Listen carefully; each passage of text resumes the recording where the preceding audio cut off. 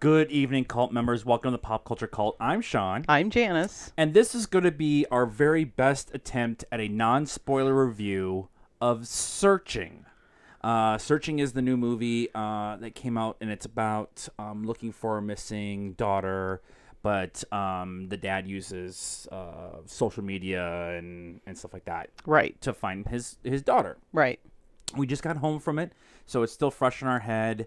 It's going to be one of those movies, we talked about this on the way home, that people are going to do their top 10 list at the end of the year, and they're going to say honorable mention or let's not forget about Searching. Yeah. Yeah, I think so. Yep. It's really good, guys. It's really good. It is. It's a very slow burn. I was With no with no big peak climax. It's like this kind of constant build. Yes, there are twists and turns along the way. We're trying really hard not to spoil anything. Every time you think so, being that I've been in the IT industry Right. for a while, we were talking about on the way home, I am super skeptical of pretty much anything that happens on the internet. Oh yeah. Cuz and there were clues, I guess, along the way to kind of what was going on, except that I went the wrong way with some of them. So Yeah. you keep trying to figure out what's going on, but I don't have that. I'm very self-conscious of social media and emails and making sure I don't click on the wrong things and all that kind of stuff. And the internet is for porn, so that clicking on anything on there could be bad. But the way they set everything up, I didn't figure anything out until they told you. And I don't necessarily hate movies that I figure out early, but I love even more when I didn't get it. Yeah, I love when going you're back surprised, and I love that surprise. I love the shock and awe. The best one I can explain is spoilers for Winter Soldier. When the Winter Soldier turned around and it's Bucky. Yeah. I audibly gasped in the theater. I was like, no, not Bucky. Right, and right. People were laughing. And this one was they tell you everything that's going to happen, and they don't explain it until the end. And I love that kind of thing. Yeah. Go ahead. I was just going to say that I also, because it is all done through cameras, obviously, but laptop cameras, cell phone cameras, FaceTime, video chat, like Google searches and that they start the movie with a Windows background, and I'm like, what is this, Windows 95? And that's exactly what it was. Yeah. They started off when the little girl was little and kind of through family videos and pictures and stuff. And I liked the way to that's funny because this is what I was going to go with, what I was going to say next. So I liked the movie is essentially the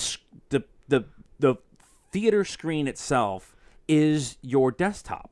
Yeah. And so you're watching the movie through your desktop. So you have multiple windows open, and you have FaceTime open, and you have Google searches, and you have YouTube and all these other things. And he had a spreadsheet going for a little while, and then he had his control panel open so he can get to finals. So it was like a giant freaking screen. Now I want to play Skyrim or something on that giant screen.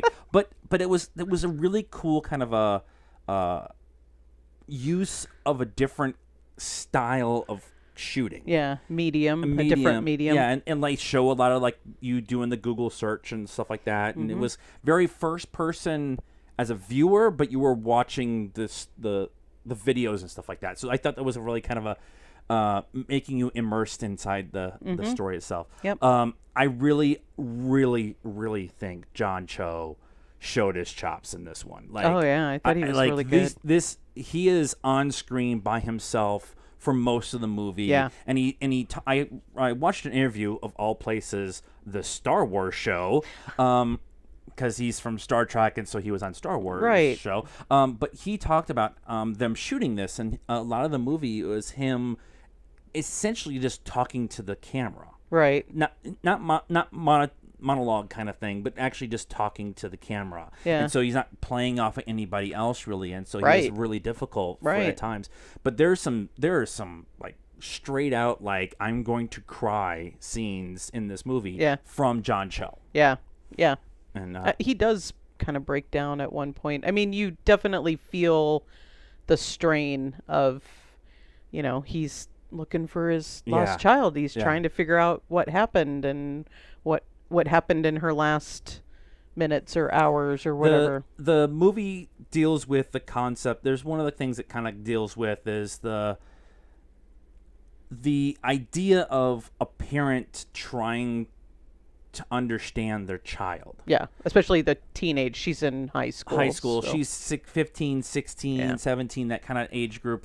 And so as an adult, as a parent, trying to understand what your child is and who they are as an individual, and they're still trying to figure it out, and what kind of friends do they have, and that kind of stuff. Yeah. Well, and that's, we have said this before, we have kids that are all adults now, and as a parent, that's something that you're always, if something happened to my child, do I know enough of their friends to be able to give that information to the police? Could I, try to find out what happened? Right. It's always a question. Right, and I think that it was handled really well. Like, it would have been really kind of cliche to, like, he's a absentee father or whatever. And right. It wasn't. He wasn't an absentee father. He was just dealing with his own shit. Dealing with his own grief and his own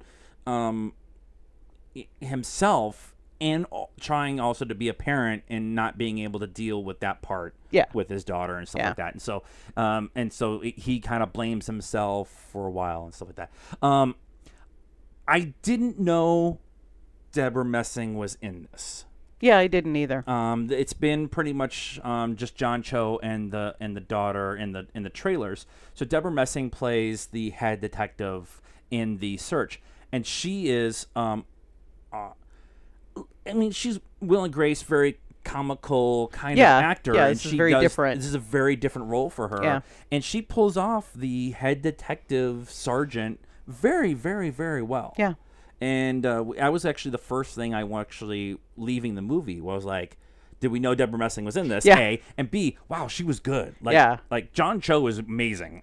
Deborah Messing was just as close. Yeah. Like, and you believe that she is a detective, and that's just not something you would expect from her. Yeah. And so I just I was trying to remember what show she was on, Will and Grace, and so I looked it up. So overall, what were your last thoughts on? We're not gonna spoil it. You have to go see this movie. I don't have any last thoughts. Are we going to give it a score? We are going to give a score. I was just going to give you the last chance to say this was awesome. This was awesome. Everything was awesome. Maybe not maybe not that song. But okay. All right. The performances, the way it's shot. Go see this movie. Score. So I'm going to give it a 3. Wow, really? Yeah. Okay.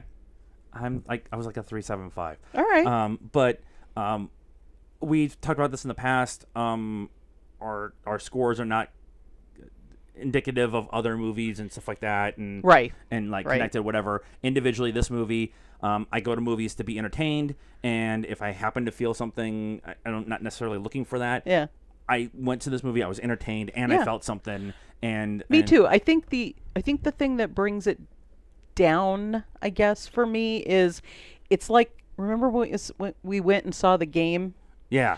So great movie. If you've never seen it before, So another one where we were like, I totally didn't see this coming, but I never watched it again. It's been on TV. It's because once you know, and it's like, eh.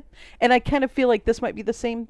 I might go back and watch it one more time just to see if there's things I missed the first time, but I don't. It's once you know, you know. Yeah, I get that. I tend to not rate movies based on rewatchability.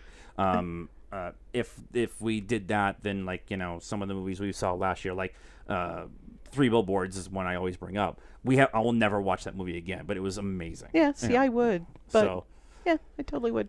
I would watch this again. Probably not a Blu-ray buy. No, I don't think but I'd buy it. Movies like this need to be supported in the theater, and especially when you have the Asian movement that's going on right now. This is another one with the rich, crazy rich Asians, and now with searching, like helping these movies is how you get more cool stuff done. That's what I'm trying to say. I need a beer. That's our thoughts on Searching. What did you guys think? Did you see it already? Did you like it? Did you not like it? Did you not like the way it was shot? That might be the one thing people complain about. But I thought it was new and interesting. It was kind of an interesting thought. That's our thoughts. Let us know. Subscribe to this channel. Hit the bell for notifications. And then leave us comments. Also get a hold of us on our social media network. PopCultureCult on Facebook, PopCultureCult1 on Instagram, Pop_Cult1 on Twitter. And we're on the Stardust app. We've already done our reaction to it. Follow us, download it for free, all that good jazz. And until the next time, good night now.